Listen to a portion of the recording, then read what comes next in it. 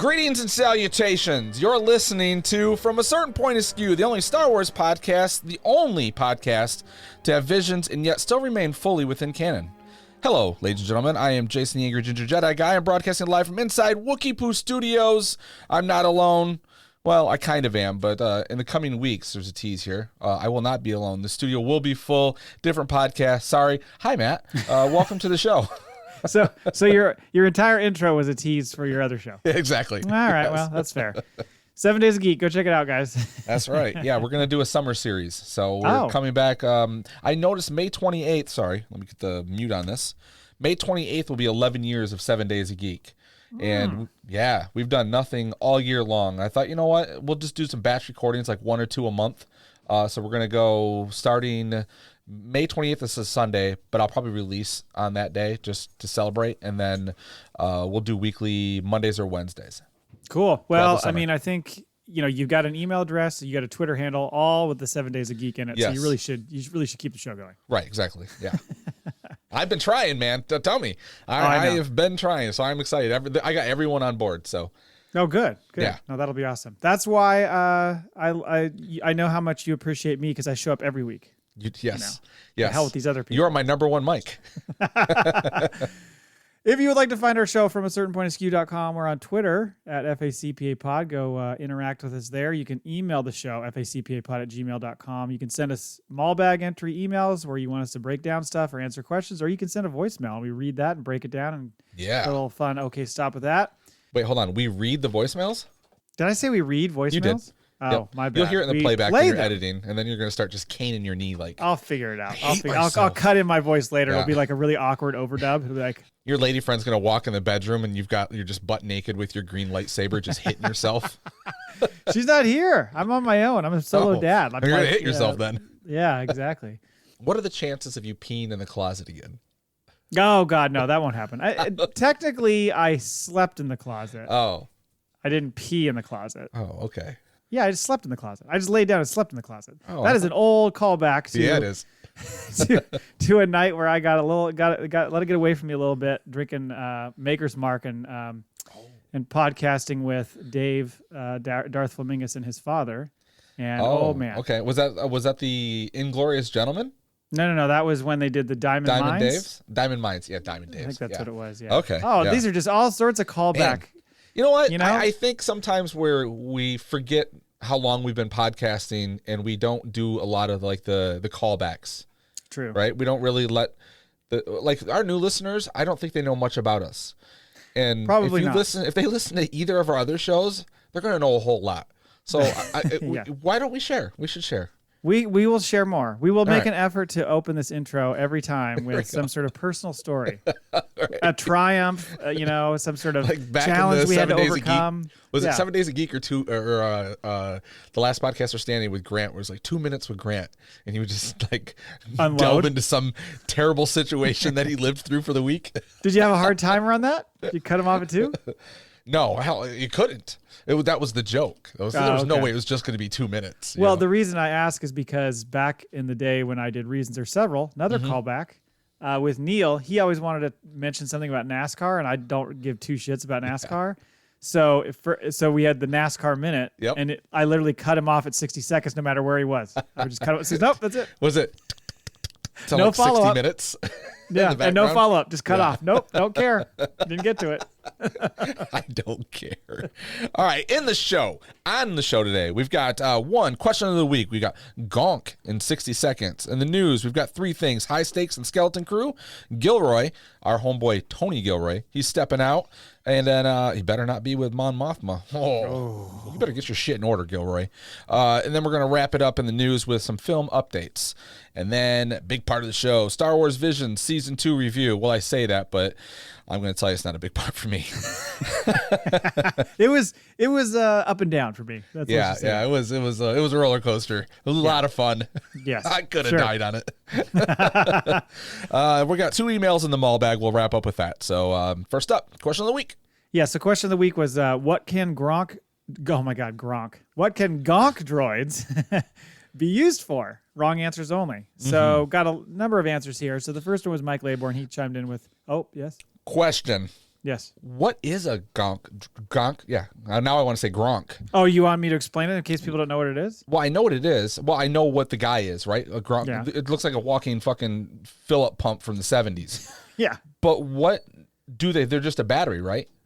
I mean, that's what they've primarily been used for. Okay. That's what I've always seen them be used for. All right. Because they're always just kind of moseying around. So it's basically just like having They're like a battery like with a power strip. Jumper cables for your car. That's why Wrecker just carries them around just in case you gotta jump the ship. Right. Or a generator or a power strip. Any of those things. Yeah.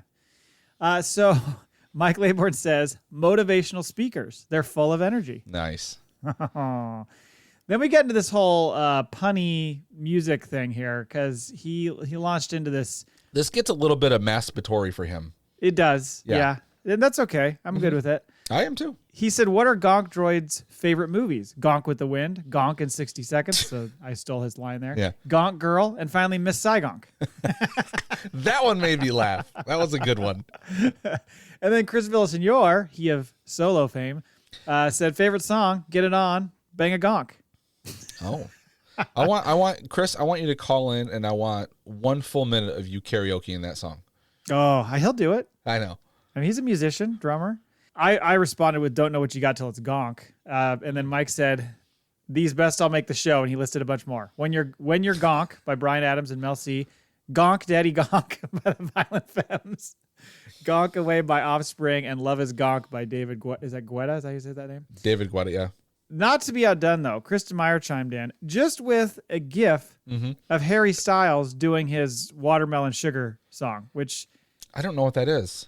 Okay, so there's a song that he did called Watermelon Sugar. You would hear the song and know it. Okay. It's him eating a slice of watermelon. It's like real subtle there, Harry. Oh, all right. We know what you're after. Yeah, charging her toys. Brian Auer says, obviously, they're a walking ice chest filled with spotchka and other ice-cold relaxing beverages. That would make a lot of sense. I like this idea. I like where Brian's head is at. Yeah, it makes. I mean, they can walk around. They stay cold all day long. Yeah, it's the perfect. It's like solution. that. It's like that. You know, you always want to teach your dog to like go to the fridge and get you a cold beer. Mm-hmm. You got your droid. Just walks around. Just keeps he's like an ice fridge. Just walks around with you. Whenever you need a cold one, he hands one to you. Right. It's like having a basement fridge or like a fridge in the man cave or something. Like a fridge full of Bud Lights. Sure, of course. Okay. Unless what's his face is going to shoot him with a machine gun. Yeah. What's that guy live by you anyway? Might be the first time you see a gonk droid run.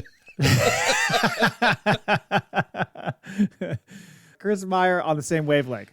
Refrigeration unit for your beer on a hot day. So he and Brian Auer are on the same page. Mm-hmm. Yet another Star Wars podcast said Max Rebo would never have had a hit if his gonk droid didn't act as the perfect metronome. Oh, nice. We always appreciate Max Rebo call-outs here. I do, yes. Yeah. And then finally, Josh Tuff said, those aren't just walking stacks of Rubbermaid storage bins? Seems like a budget walking, talking cooler for parties and well-named too. And of course, he puts a gif in there of Gronkowski. Yeah. You know what? We've got listeners who are like really into this stuff, right? Way more than we are. They know the history, like in Star Trek, you've seen pictures where they make like one of the little shuttles, and it's like a couple of Gillette shaving sticks, and then it's just made out of household things, right? I wonder what's the gonk droid originally? Like, what was it? What they take and they just put some feet on it? That's a good question. I mean, it's anything boxy. It could literally be like an air fryer or something. You know what I mean? Something from the 70s. Yeah. It just looks like some little small like kitchen appliance. It does. You know? Yeah. It's like a rejected KitchenAid mixer. Right. I think so. Okay. That's it for question of the week. Thank you everybody for chiming in there. News. Oh, MTV News. Yes. Oh, You'll never hear it first. I love the fact that they're like, oh, now it's going away. Like, it was still around. I couldn't believe it. And then, what was it, 36 years, they say? Or 38 39? or something. It was a lot of years. Yeah. But, and then everyone, because I knew about it because I saw Kurt Loder was trending on Twitter. Right. And I was like, that motherfucker's still alive? Exactly. Was he? Like, because to me, it was like everyone was nostalgic. Like, I remember Kurt Loder, MTV News, like all this thing. But he's not still. Is he still alive? Was he still doing MTV News? We need to start a podcast about it. I think we should start that. Where is Kurt Loder? Yeah. It's like, where is Richard Simmons? Richard Simmons, yeah. Right. It might only be like a 3-episode thing, but whatever. It turns into like a murder mystery show. That or like how sad would it be? You just get to the first episode, it's like, well, it turns out he's 6 feet under in like Pennsylvania or something. Just had to Google it. Yeah. End of show. We promised you 2 more episodes. So next week, our listeners will be sending in karaoke songs. We really shouldn't have made all this merch. Yeah. We'll just have guests on. Remember that time with Kurt Loder where he did Chris the news? Farley-esque. Yeah, exactly. Remember that time? That was awesome. Okay. High stakes and skeleton crew. So in some recent interviews, a couple of nuggets came out one was from writer Christopher Ford and also another one from Jude Law. So Ford said, quote, the way Kathy explained Amblin to us was that they were never thought of as kids movies. They just happen to have kids. All the stakes are as real as possible. The kids think they're in Andor. Oh. So basically a way of saying this isn't a kids show. Right. It's just got kids in it, which I'm like, okay. Like it had kids in it, right? Not well, a I mean, kid's if you show. look at the Andor movies, they were look at early Spielberg. I'm sorry, Amblin. Yeah. I think even Poltergeist might have been an Amblin movie, but E.T. definitely was. Like the early Spielberg stuff. All of There's this. some dark shit in there. Yes, very much so, especially for the time. So, no, I think that's a perfect example, and that excites me because that was one of the things they call it Stranger Things in space. But like when you first sat down and watched Stranger Things, like it was like being a kid. And for me, in my basement, 12 years old, watching HBO and like having those Spielbergian like moments for the first time again. That's what I loved about it. So it felt so familiar. Yes. Yeah, Yes. for sure. It was just a gigantic nostalgia trip. I still haven't watched the last season of Stranger Things. I need to get to that. Don't tell me what happens. Jude Law says talking about the kids. They need guidance, but they're vulnerable. And so throughout the people they meet, you question all of them. Is my character nice? Is he not? You just want them to be all right and get back home. But if you know John and Chris's work, you'll know that the kids aren't always safe. Kind of sounds ominous. Yeah. Well, I mean, John's early work he's talking about John Watts, right? Yeah. Like pre-Spider-Man, he had, what was it? It was Cop Car. And then, Oh, fuck. right? With Kevin Bacon. He did that one? Yes. I think that was his first movie. At least the first one I was aware of. And was the other one that clown movie with, Oh, God. where like, he couldn't pull the makeup off. Like it was like he would try to pull the nose off and he was ripping his nose. And I think that might've been John Watts too. So yeah, he did some dark shit before he did Spider-Man. Oh my God. That is some dark shit. Cop Car, it reminds me of Grant. Grant was recommending that to me like highly. I never actually saw it, but he said it was a fantastic movie. Yeah. One other thing that's upping the stakes in Skeleton Crew. Did you see this today? Guess who's going to be in the show? Oh, I did not see this today. Motherfucking Urkel. Oh, okay. Really? You got any cheese, Luthen? He's going to kill one of the kids. Did I do that? Jaleel White was an on-air guest at the Oilers Knights hockey game last night. Like I think it was between periods, and they're asking questions. They're like, "Oh, he's rocking a Connor McDavid jersey." Shout out to the Myers. He's asked like, "What are you up to? Like, what's coming up for you?" And he said, "Oh, quote, I'm actually going to be in a new series on Disney Plus starring Jude Law called Skeleton Crew. It's coming out in November, December. That's fucking exciting, if that's correct." And it's part of the Star Wars universe. So that's a big change for me, man. I had to do 2 hours of makeup every day. I get to play a pirate. Fuck. Urkel's a pirate. Urkel's a pirate. All right. All right.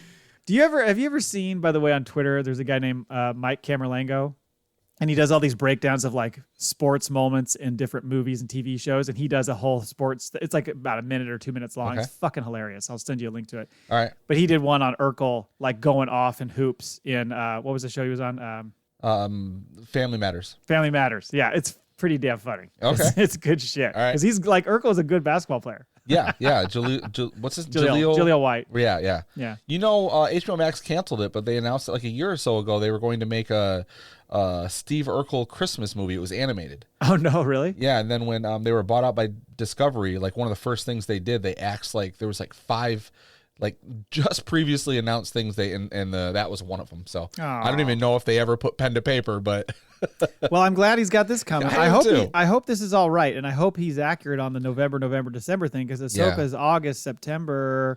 I think it's really going to come into play with the writer's strike. If that thing goes out, they're going to start extending these releases a bit, so they have content for a while. Yeah. That could be. Speaking of the writer's strike, nice segue. Talked about it last week. Good news, it's over. No, I'm just kidding. Oh, just my butthole just released. No. I was like, it is? I didn't see that. No. I saw something where they talked about how they're trying to negotiate with the Directors Guild at the moment because that's the other one, and then the Screen Actors Guild. Yeah. Yep. But Tony Gilroy, he said it before how he had finished Andor season 2 scripts and all that stuff. Mm-hmm. He has now come out and said that he's out. He's not on the set. He's not producing. He's not in any way involved in the project because that would cross the line. Because he said a week ago, he said he was staying on as a producer, but not doing any of the writing things. But somebody gave him some shit. Yeah, which rightly so. And also, I think if Disney was smart, they would just put the fucking brakes on it because this is a flawless show. I talked about this in Deconstructing Dad with Dan today. And like this is like with Lord of the Rings, the two head writers, showrunners, they stepped back, but they're going to continue making this show. Now, Gilroy probably, the scripts are probably tight. They're probably good. But you do not want him not to be on set. Absolutely. You know, when you're this far in the game and this show it's a masterpiece, man. Like, I know you're talking money and all this, but just fucking, you got visual effects and stuff you can work on. There's episodes done, I'm sure, right? Leave it alone. Just stop. This is his baby. Yeah. Like, you can't let this be handled by somebody else. Now, granted, Diego Luna is heavily involved and all that, but you need both of them. And so I agree. That was my biggest concern is are you really going to continue to press on? What's going to happen when they're done? Is he going to come back and go, oh, we got to redo that anyway? Right. And then it's just going to push everything out again, which maybe that's what's going to happen no matter what.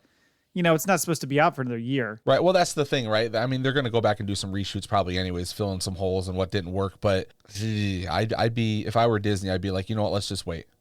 Yeah, I just hope that it's not one of those things where they continue on because they got everybody else in place. They film a bunch of stuff, and then he tries to shoehorn it into what his vision was. Like, oh, that didn't work, but we can still make this work with this. It's like, no. I want you to do it the proper way that you did for season 1. Yep. Agreed. You listening, Tony? Mm-hmm. Wouldn't it be like just like an eerie irony, like if it comes back and Tony Gilroy's busy, so they bring in Gareth Edwards to come back. So he has to finish up at the end of his fucking and just fucking crushes it. Yeah. I'll show you. I mean, probably some of the earlier stuff in the first act of Rogue One is Gareth Edwards, so he's like, I know how to get there. Yeah, because I think a lot of what Tony Gilroy did was the third act. Yeah. So a few film/series updates. There were some quotes from Empire Magazine, and there was some other article that was quoting this. But Kathleen Kennedy was saying on the speculation about Lando and Rogue Squadron projects being dead, she said, quote, Lando is still in the books and Rogue Squadron is still in the books. Yep, we just want them to be great. Right, yeah. And she also talked about, we talked about this last time, though, is the Taika Waititi is still, he's slow. That's what she said. She said he won't get mad at me for saying this, but he's slow. Yep.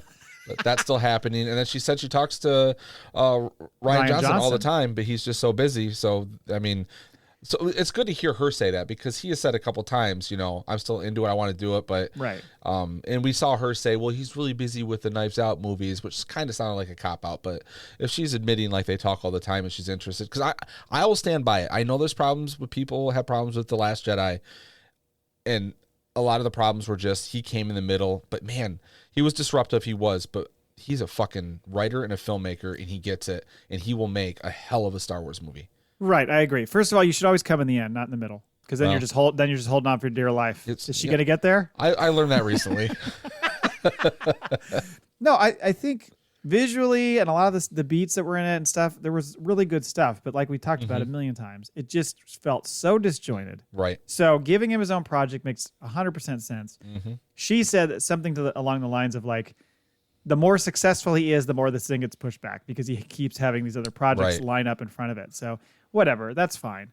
It was, by the way, the Taika thing, she said, we've got a couple of acts. We need a third. Yes. She said. So shit's far along, I guess. So that was it. That was all the news. Okay. Should we talk visions? Let me start with this. Do you remember how you felt about season 1? Same way. Kind of a mixed bag? Yeah. Because I was going to ask how this compared, season 2 compared to season 1, if you recall. I think I might have liked some of season 1 better. And you know what? And this, it's not that this is terrible. It's just not my bag. Right. That's the thing, Yes. you know?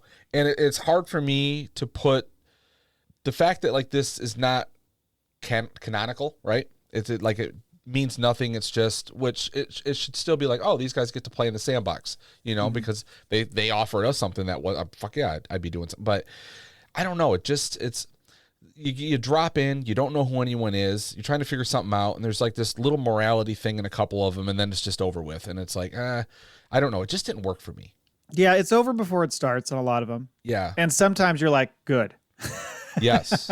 Yes. But also, a lot of stuff, you know, exists in a world we understand, or there's references to things that we know. But you're right; it's just these one-off stories. I'm fine with the one-off story, Yeah.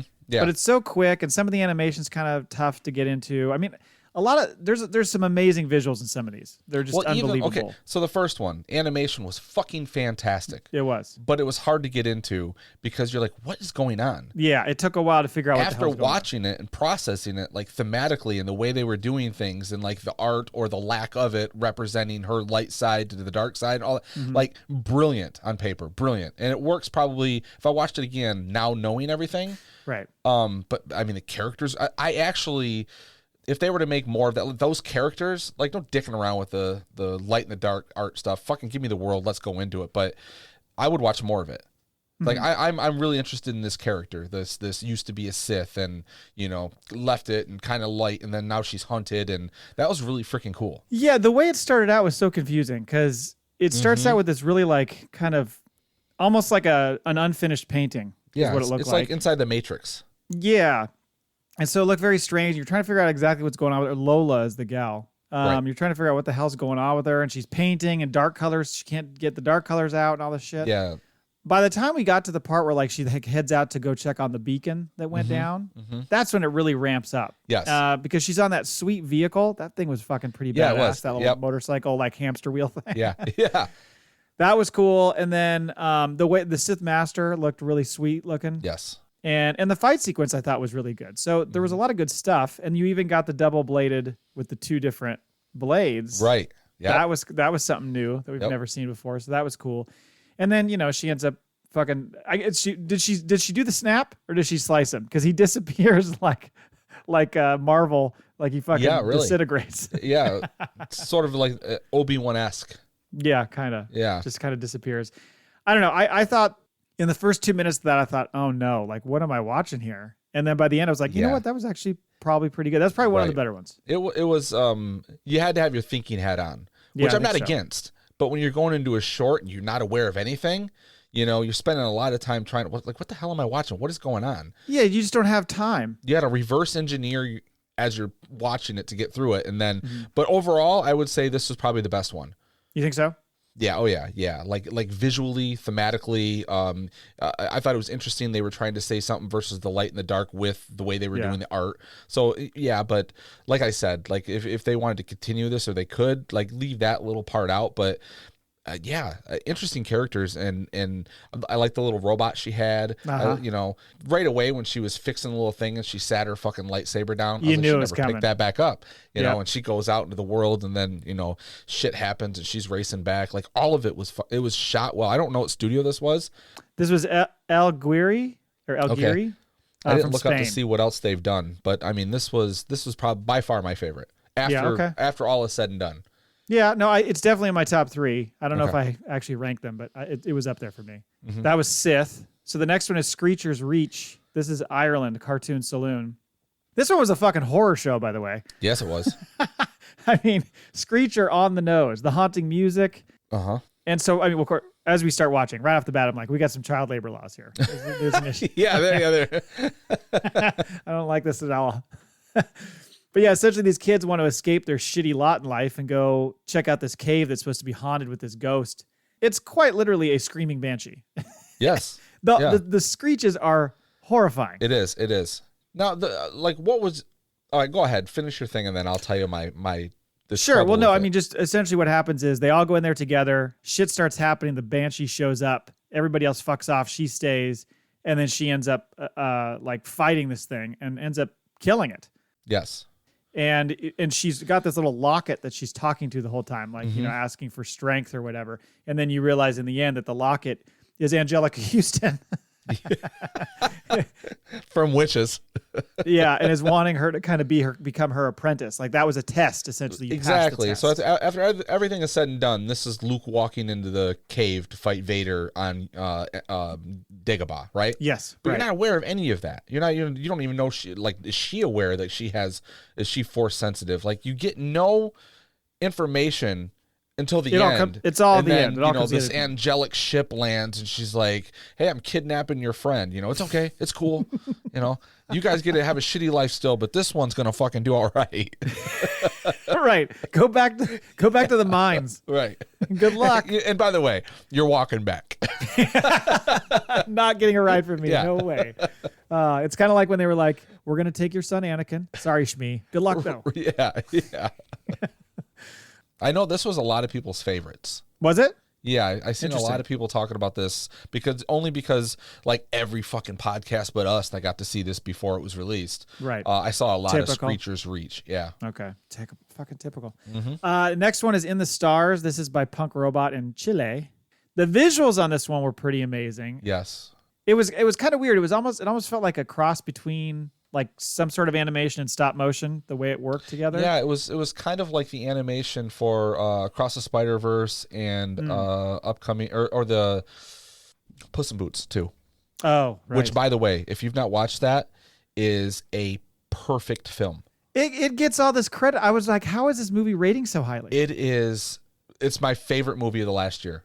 Really? Like bar none. Like I went into it just to watch it with the kids, and I'm like, this movie is amazing. Yes. How is that possible? It is. It's fun. It's scary. The characters are rich. It's written well. Like we went back and watched Puss in Boots 2, or the first one a couple weeks ago. It's on, I don't know, Peacock or whatever, Fun movie. But the new one is outstanding. Like I can't talk good about it. Like I can't preach. It is. I don't even want to give it away, but like go into it, you won't expect it. You're like, oh my God, I'm afraid. And then you're like, I'm watching a cartoon. Well, because my kids watched the show back in the day. And so I caught a bit of it from there. And it was always kind of clever and kind of funny at times, but I didn't think a movie would actually pull it off. Wow. Well, that's good to know. Fantastic. Watch it. Right. I want to know if you come back and you're like, no, didn't move me. That's an official J stamp of approval. It's great. Puss in Boots 2. Yeah. The story on this one is it's two sisters on a planet that was taken by the Empire, just totally plundered. Yep. Like wiped out all their resources. They're taking all their water. They're polluting the air. The sister's mom, who had some sort of force powers, tried to fight them off and was killed and is now a star in the sky. And then the older sister is kind of like, I'm shutting the force off. I don't want to get into this. I don't want to make mom's a mistake. We're just surviving. We're in survival mode. Yep.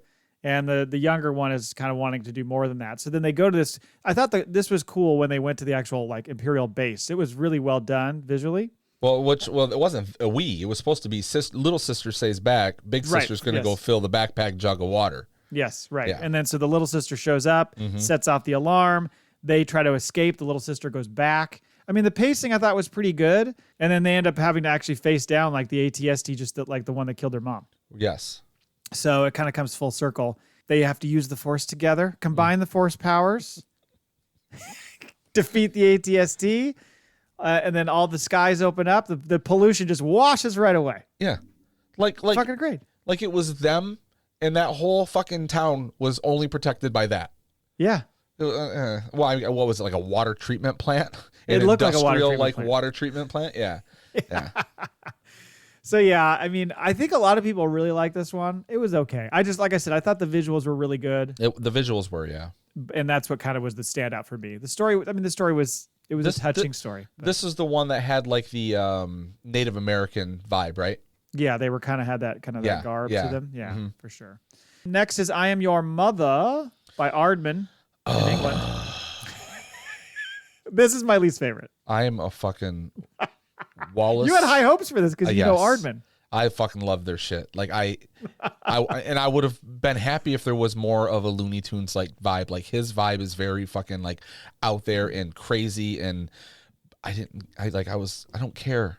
I couldn't wait for it to be over. Yeah. Frankly, it was really silly. The whole story was about, you know what, your mom can be cool if you let her be. Kinda, yeah.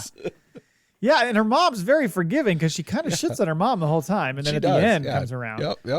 Yeah, I mean it's she's a Twi'lek pilot in this academy, and there's supposed to be this like parent or whatever, like a family race day. So she doesn't tell her mom about it because she's embarrassed of her mom because her mom drives a Winnebago. Yeah, yes. Straight from Spaceballs. It's like a flying wash machine, basically.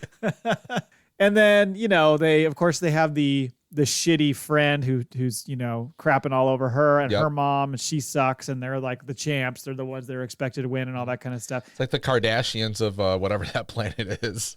The Kardashians. It's a very familiar trope that they throw at you. And then I was like, is that really Wedge's voice? That's Dennis Lawson. It does not sound like him at all to me. They probably ran it through the deep fake synthesizer. They could have. Young them down about 40 years. Yeah. That's true. By the way, in a blink and you'll miss it moment, when Annie first gets to the race, they walk by this store and it has all sorts of things that Luke Skywalker possessed. So It's got his binoculars, that little model shuttle that Obi-Wan gave him. It's got the training ball, the blast shield helmet. Yeah. And it also has his fucking right hand. I mean, this is like a 3-second clip. If you would just completely miss it. I only caught it because I looked up something on this one. Credit goes to them for that. Then. Yeah, so I'm gonna give him credit for this. And then there's also his saber, and then you see a hand that looks like there's like a Jawa that's gonna go up and grab it, and you see a hand that looks like Maz Kanata grab it and leave. Fucking cool. Yeah, so that was cool. And look at that. Go back and look at that. But it's such a quick moment. You would never know it, and it's probably the best thing of the whole short. I do. There's probably a few more things in there I should go back and watch because I love. I say their animation, like it's so creative, and like now you've won me over with that. Like, and the problem was I watched the first 6 or so on my phone, so like it's not always hard for me to get like into that world, but like if it's up on the big old 80-inch, I can pick up on things a little bit more. The sound's more in depth. I get into it, but I'm kind of upset. Like that one was we talked about. That's the one I wanted to like the most. Yeah, right. And it was just like, go back. You might like a little more now. I got a mom. I just, I was embarrassed by them. Like I got the whole story, but I'm like, Right. Yeah. I thought the story was kind of meh. But that moment, when she goes to the race after she leaves her mom's house, just freeze frame it on that spot. There's this little stand that's got all this Luke shit on it. It's pretty fun. That's awesome. Okay. I just love when I saw his hand. It's like in a glass case. So you went back and saw it? Yeah. Okay. That's hilarious. Next is Journey to the Dark Head. This is Studio Mir in South Korea. Kind of straight anime style. What always cracks me up about this type of anime, by the way, because I back in the day I watched the shit out of like Robotech. So did I. Okay. Yep. Yeah. And the thing that always gets me with anime is there's just a lot of like sounds like yes, like it's a lot of grunts and it's a lot of that moment. It happens so much. It's so funny to me. But we start with this gal named Ara who's kind of questioning why they're just sitting around reading these visions off rocks and doing fuck all about it. What are we doing here? And he's like, hey, we just read the shit, all right? Report back. That's all we do. That's our job. Really, it's basically what he says. All right. Look, it already faded away. Too late. Don't kill the messenger, man. We're just... just log it. Log it in. You're a data entry person. So then fast forward and Ara's addressing the Jedi Council. Apparently she works somewhere where there's a Jedi there. And she's telling him about her home planet and how she's like, if I cut off the head of the dark statue, then this will turn the tide of the war for us. And so she gets assigned to this Padawan named, is it Towel? I can't remember how you say his name. And this is like during the Clone Wars, right? I think, yes. Because this is like Jedi Council, like was Yoda was in this scene, right? Was Yoda in that scene? I don't think Yoda was in that scene. The Jedi Council wasn't like... I thought it was like a different council, like people we didn't recognize. Oh, okay. Maybe I'm wrong. Now I got to go back and look. It was like I was like, oh, I guess that's supposed to be Yoda. Maybe it was. I don't know. I didn't think. Flash forward through this thing real quick. Well, so this guy Tool, let's say his name's Tool. He has got some severe PTSD because he saw his master get killed by this dude named Bicken. So, okay. Bitchin.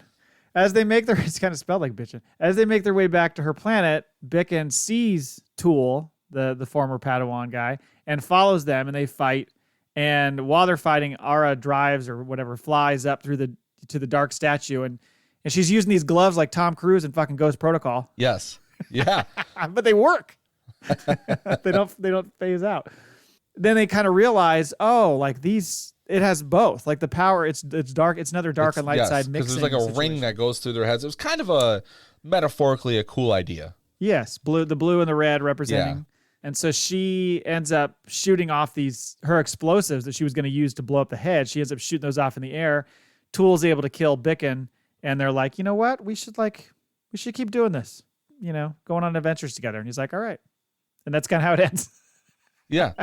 Which you'll never see again. Okay, I'm sorry. It was not Yoda, but there's very, very much like an Obi-Wan-esque type Jedi sitting in the chair. I think they're meant to be not recognizable. Yeah, okay, so wasn't this supposed to be Yoda? Oh, maybe. Huh. Like, to me, it was just like their version of like the Jedi Council on Coruscant during the Clone Wars. Yeah, I just thought it was a different group. I thought it was like a different, I don't know. Maybe I'm wrong. So I'm not crazy. No, you're not crazy. Anyway, that was kind of it for that one. It was okay. Next is the Spy Dancer, Studio La Cachette. I'm going to be honest. This is the one I missed. Oh, you didn't watch this one? Well, because I watched up to this and I was like, I'm done at work. I'm done. And then when I realized, I was like, you know what? I'll watch the last couple. I had time to kill. So I turned them on and it started with the next one. Oh. And then when I was looking through them again, I was like, I didn't watch that one. And I was like, well, I guess I'll just, I'll wait until the show. And Matt's like, dude, you've got to see this one. This one's amazing. Well, this one is insanity because we start off, we get like a fat stormtrooper, which is really, really great. And they're going to like this French cabaret where all the patrons are Imperials, most of them stormtroopers. And like literally they're saying shit as they're going there like, oh man, their liquor is the best. That's a line in this. So it turns out Loye, I can't remember how you say this name now. She runs the joint and she puts trackers on all these Imperials. She's part of the rebellion. Okay. And she does this show and kind of plants this stuff all over them so they can track everybody. And she's working with this guy in the rebellion to kind of do this. And so she puts on this whole show. She's fucking flying around with scarves and shit and doing all this stuff. At one point, she spots this higher level Imperial who's there with like a K2SO looking droid. Okay. And she has this flashback to a person who looked just like that taking her child years ago. Oh. She kind of sends all of her coworkers away. She's like freaking out. Like, everybody get out of here. Like, you know, you got to bust out of here. And she goes after the Imperial guy. And then she realizes that it's not the same guy that took her kid. It's her kid. Oh. Bum, bum, bum. Fucking twist. Yes. So she's getting attacked by stormtroopers and fucking kicking ass the whole time. Now, does he remember that he knows it's his mom? He doesn't know it at first. So she's explaining to this guy. She's like, you know, they took you from me so long ago, blah, blah, blah, blah. And so he's kind of he's struggling with it, trying to realize, like, is that really what happened? He's thinking that's bullshit. He's totally bought in on the rebellion. Like, that was my father, essentially. She escapes like some AT-ATs that come in and destroy the whole cabaret place.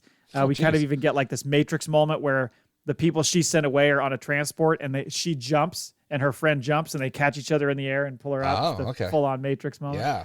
And then it's revealed that she left him with a little hollow of himself as a baby, which actually has a tracker on it. So now she knows where he is. So it was an interesting story. But it's just left there? That's left there. Well, okay. I didn't miss anything then. You tell me what happened. I think great idea until there's no closure on anything. Well, that's the problem with a lot of these is they're so short. Right. Yeah. You can only go so far. Mm-hmm. You know, if you go too far, you're skipping over stuff and you're not providing enough context for the story. So it's tricky. But why leave it open-ended? Be like, oh, well, stay tuned next time. Well, there will never be a next time. I know they never do sequels to these things. Yeah. Well, I think we got a couple more here. The next one is Bandits of Golok.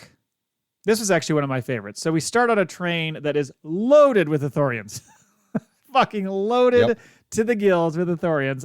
I called it out to him. He's like, well, I got to watch Visions now. Oh, you slept on this one? Oh. You didn't like this one? Is this the one where they're on the train and he gets in a fucking foot chase for no reason at all because he stole some fucking lollipops? He stole some lollipops. Yeah. So he's trying to cause a distraction to take them away from his sister who's force sensitive. And her name is Ronnie and he's Charuk. There's a point, by the way, when these Jangori guys chase in, like straight out, like kind of a Lawrence of Arabia vibe. They're coming after the train. Yeah, it's a train robbery. And one of them jumps on the train, and a stormtrooper opens the door and just shoots him in the face. Yeah. Yes, he does. Whoa. Was it the one that had the mask on? Yeah. Yeah, okay. Oh, my God. That was brutal. I know. I was sitting there watching with my son, and I was like, ooh. Yeah. That was kind of... So they make it to their destination, and they find this village in the desert. And they find this gal, Rugal, who runs the place. And then they're sitting there eating their lollipops like you do. Everybody's eating fucking lollipops. I have to jump in. Yeah. I think it would have been better and funnier, and I would have had more respect had the stormtrooper missed. Like kind of just singed the hair. Yeah. Damn it. He's like point blank and fucking still misses. Because he shoots from 4 inches away. Yeah, it is does. so close. Yeah. Ah, missed it again. This fucking barrel was up his nose. Like, how did you miss? So they're sitting there eating their lollipops. A lot of lollipops in this one. And an Inquisitor shows up looking for a little girl from the train with special powers. I will say, this was an interesting character. He was cocksure he was going to kill some motherfuckers. Yeah, so I was like, ooh, I like this version. I thought the fight was great. I thought the fight was really awesome. It felt like you didn't like the fight. There was a couple things that were like happening off camera, or the camera wasn't like it was tight on the body, but there was like no head. Or there's a part where like they clash their swords, and then it like jump skips to the fucking saber hilt sliding across the sand. So it was edited poorly. I think so. Yeah, it was edited by the same people who did what's the Queen movie that came out a couple years ago? Queen movie? Bohemian Rhapsody. Oh yes, Have right. you seen that? Where there's unnecessary cuts It's like crazy. It's constantly like cutting. 120 cuts at that one that restaurant scene. Oh, yeah, the restaurant. My God. Stop moving it. Stop cutting. Oh my God. Yeah, that's funny. Even Michael Bay had a fucking seizure watching that. I thought the sequence was good. I guess I didn't pay attention to that part, but I thought the fight was fun. And then and the Inquisitor was pretty cool looking. Yes. And then they, in the end, she kills the guy, slits his fucking throat. Again, cold-blooded. The internet is blowing up about the fact that this lady fucking like cracked her stick like a glow stick and it turned into 2 fucking lightsabers. They're like, well, how's this stick going to turn into? And I fucking love it. I do like that she slits the guy's throat and he's still kind of operating for a second. Like, oh, fuck. Dead. And then she leads the gal, Ronnie, to essentially the path, what we saw in Kenobi, which I thought was a cool little tie-in. So, but the whole twist was you're supposed to catch on that this kid knew he was taking his sister to this path the whole time. Right. And she didn't know. Yeah. And he knew he was going to have to leave her. Yeah. And she leaves him with the magical flute at the end. Oh, the magical flute, yeah. And then did you see the end credit sequence? No. There was a Post-it on the flute that said this one time at band camp. I knew that was coming. All right, 2 more. Okay. The Pit. I think this episode's better than all of Visions, by the way. The Pit from D'Art Stagio, I think is how you say that, and Lucasfilm. So stormtroopers in the desert making a bunch of poor saps dig a hole. They just start and they go deep. This is the most depressing fucking short Star Wars short that could ever be made. This is basically real life Congo people digging for fucking lithium ion battery shit. And then, like everyone in the world is aware of it. No one gives a fuck. Just leave these people in a pit to die. Yeah, because first of all, they go in the middle of the desert and there's nothing around. And then they show this crazy, what's it called? Like time lapse. Yes, where the city starts booming and lighting. Yeah, the city's booming while this hole's being built. Like all these townspeople didn't know this was going on. It was fucking right out the window. Mm-hmm. And then at the end, all of a sudden, they have all this empathy for these people that are out there. Yeah, see, that's the thing that this would have been better had they stayed on the dark shit. It's terrible to think, let's leave these fucking animated characters in a hole to die. But like all of a sudden, it just went like straight up fucking kumbaya. Like, oh, the world's going to be okay. They all come out there with their fucking lit up torches and shit. And the stormtroopers are like, well, I guess we got to fuck off. And they just save all these people. And I'm like, no, I mean, this you're going to introduce like real world morality shit where we all turn a blind eye. Fucking, we use our iPhones all the time. If you're smart enough, you know where that shit's coming from, you know? So, and they're hitting you with that. And the whole time I'm like, I'm such a piece of shit. And Right. then in the end, you're like, oh, well, I just need one of them to come over here and fucking wave at me in their civvies. And I'll be like, I'm going to go save this dude. Yeah, like if I start hearing a bunch of people off in the distance chanting "one way out," Yeah. no, I'm just kidding. What were they chanting? They were chanting "follow the light." Follow the light, yeah. And then I'm like, there is no fucking light. No, it's a metaphorical light, Jay. Yeah, well, It's the light of humanity. I'm yelling out my window, shut the fuck up, I'm trying to sleep. My iPhone's charging. Well, and then just like for the hell, well, poor Crux, this guy who climbs out and fucking saves them all. Yeah. He gets just tossed in and dies. yeah. That was Yeah. brutal. But then just like as a little fun nugget at the end, they throw in that this little girl's holding a kyber crystal, and it turns out she's probably force sensitive because it's like moving around her hand. Yeah. Well, nope. There was an end credit sequence to this one. Oh, okay. I'm dead serious. I went to hit skip in it because it said, do you want to skip the credits? And I was like, no, I want the next episode. And you click it and it goes, I'm not lying. You look at it, you think I'm lying. You go back into this fucking pit with no one in it. And remember that little armadillo creature? Yes. That ran out at one time? Yeah. He comes crawling out of a rock and scampers across the floor. And as the camera pans, it's one of those like Rebels murals. And it's the girl with the kyber crystal. It's the stormtroopers on one side, and like it's like the light of the what? Are you kidding me? I'm dead serious. And then it's the I missed people, and then something else. Yeah.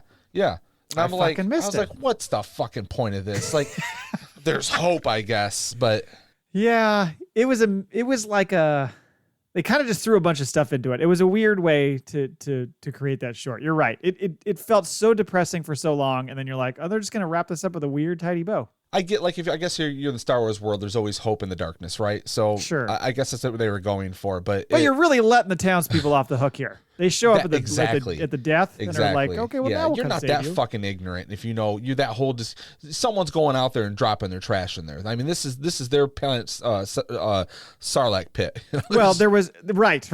There's a post-credit scene too. I don't know if you saw that. All And right. that- I can't wait. Nick Fury shows up. No, that's when they get all the people that they save back to the village, and they're like, "Oh, so can I stay in your house?" They're like, "Oh, fuck no! There's like a homeless shelter over there. Good luck." They walk them through town, back out into the desert to a new pit. To a new hole. Dig, motherfucker. We saved you from that we need one. new kyber Start crystals. anew. Oh my god.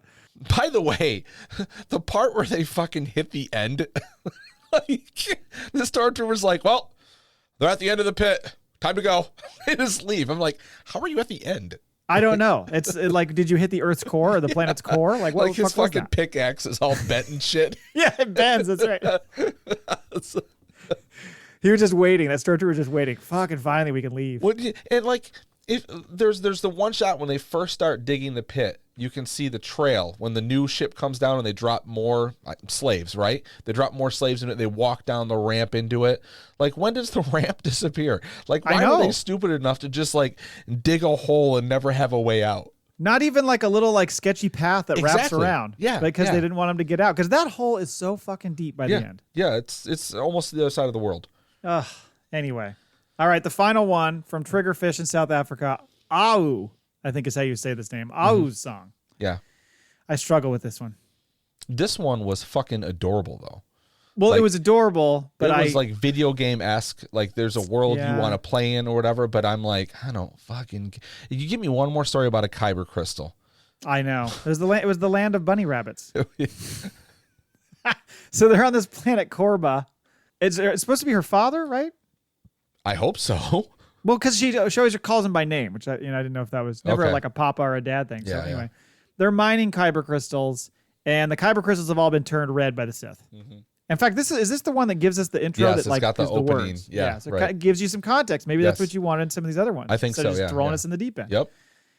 So they work with the Jedi to have them purified, and then Au hears these crystals talking to her, and she sings back to them, and the crystals go fucking bananas. Yep. Whenever she sings to them.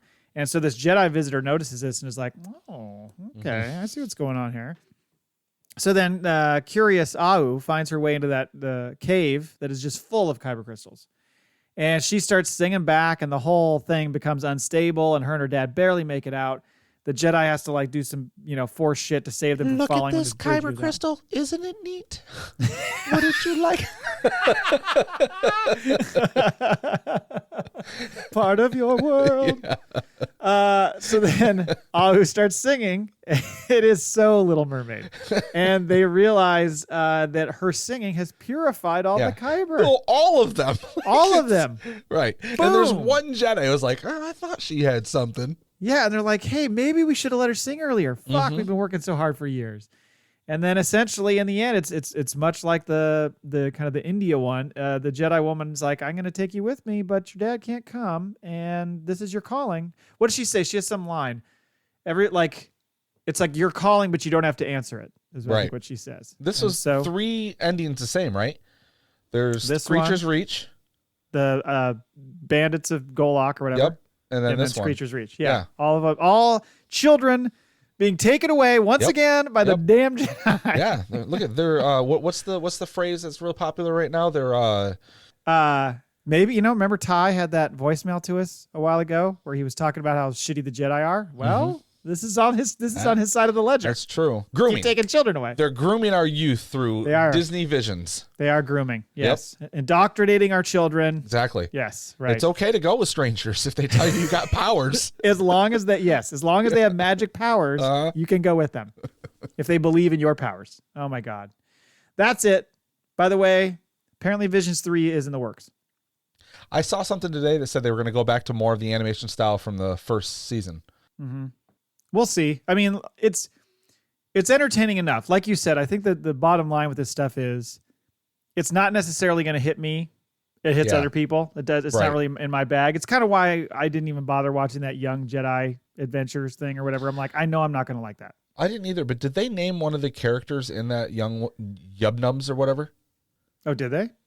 I keep seeing something on Twitter with the blue one or whatever, and people saying, is it Wicket? He always says Yubnubs. Well, Yubnub was that song.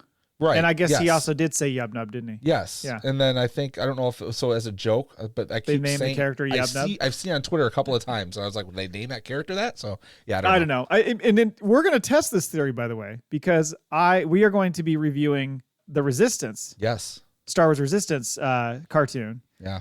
When I tried to watch it the first time, I could not do it. So we're going to see how it goes. Oh, we're going to have a summer hate watch. It could be a hate watch, but I think also the fact that it's like sequel trilogy era and some characters we know and stuff, I think that's going to help. Yeah. Overall, the animation style is a little different. Yeah, it's like cell shading. Yeah. Yeah, right. And so I don't know. We'll see how it goes. But look for that in probably June, everyone. Yeah. That's when we're going to cover that stuff.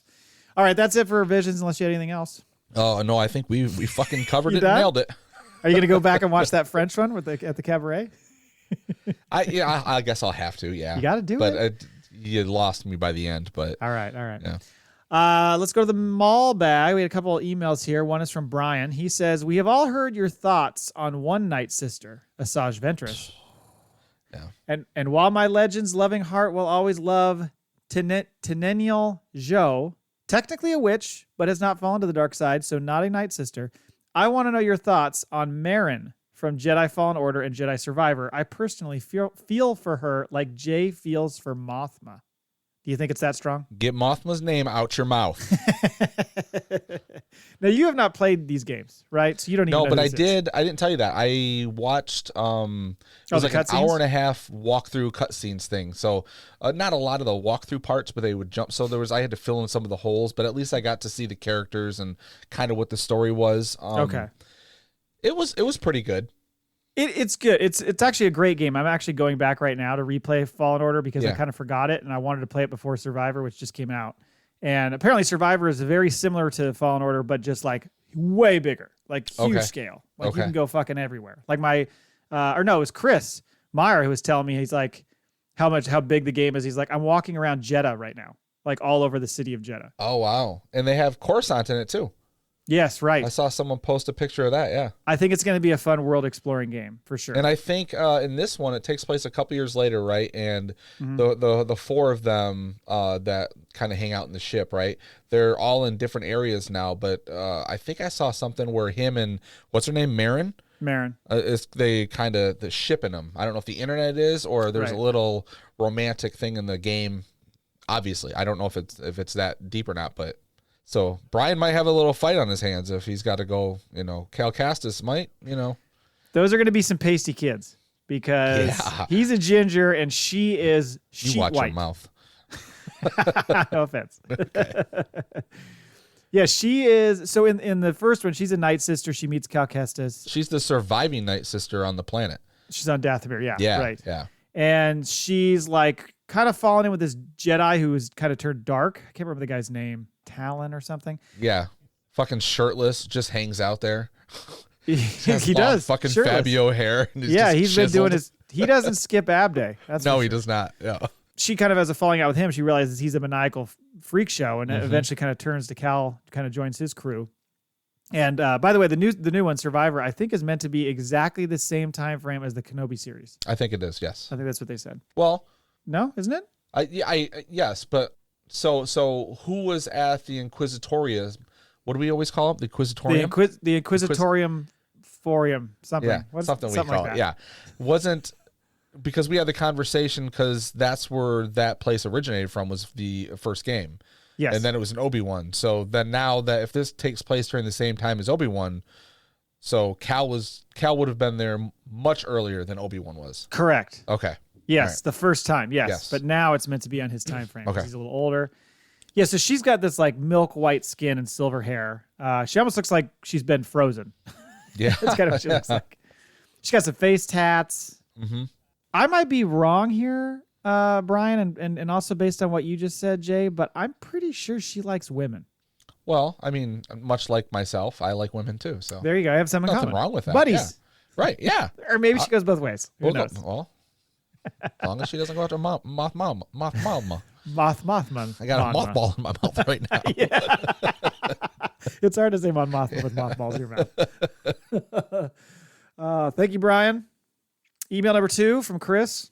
What is the deal with, and he wrote this accidentally. Okay.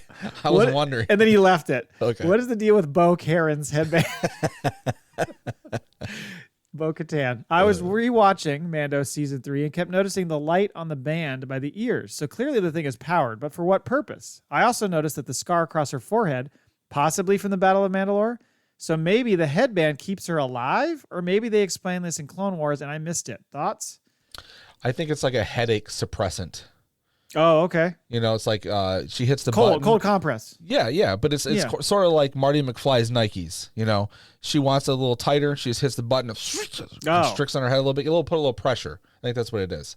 But she wore the headband in the Clone Wars, right? She did. I'm not sure what it's supposed to be. Maybe we're meant to believe that she's. It's either some sort of like sustenance thing, like she's got to have it on for some reason, or maybe she's some sort of cyborg. I don't know, and we just don't know. But I don't recall the scar. Yeah, I don't recall either. that? I don't know. I don't remember seeing that. No. I'm sure that is. I mean, I think it's just meant to be that she's a hardened war veteran. Yeah, You know, she's. I fought. think she's just like, you know what? I ain't got time to do my hair. It's hairband. Oh, day. but it always looks perfect when it comes out of the helmet. Well, the hairband keeps it down. You know, Is no the frizz. helmet like when you go to the salon? Yes. And they have like the Golden Girls are sitting in those little chairs. Yeah. Oh, fuck. Yeah, I'm not sure. I wish we had more information on that for you, Chris. I didn't have a chance to look it up when I got your question. I hope they release like some deleted scenes some year, like in the years from now, you know, like there's just clips of like every time she takes her helmet off, like it's just frizzy everywhere. Split ends for days. Yeah. Maybe she can flip that little band down in front of her eyes and she's like, what's his face in Star Trek? With the harmonic on his face? Yeah, you're right.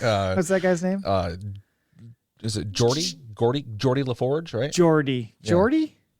Something like that. Yeah. Star Trek people mad at us right now. Anyway, that's it from Maul Bag. Thank you, everybody. I'm not sure there's a big crossover, so we're probably safe. There's some crossover. Yeah, some people do that. Some people dance in those two places. All right, that's it for the show, I think, right? Yep, looks like we're at the end there. So, hey, fuckers, thanks for listening. Every time. Really fucking appreciate you. Until next time, fuck off. Get fucked, fuzzballs. We have fucking spoken.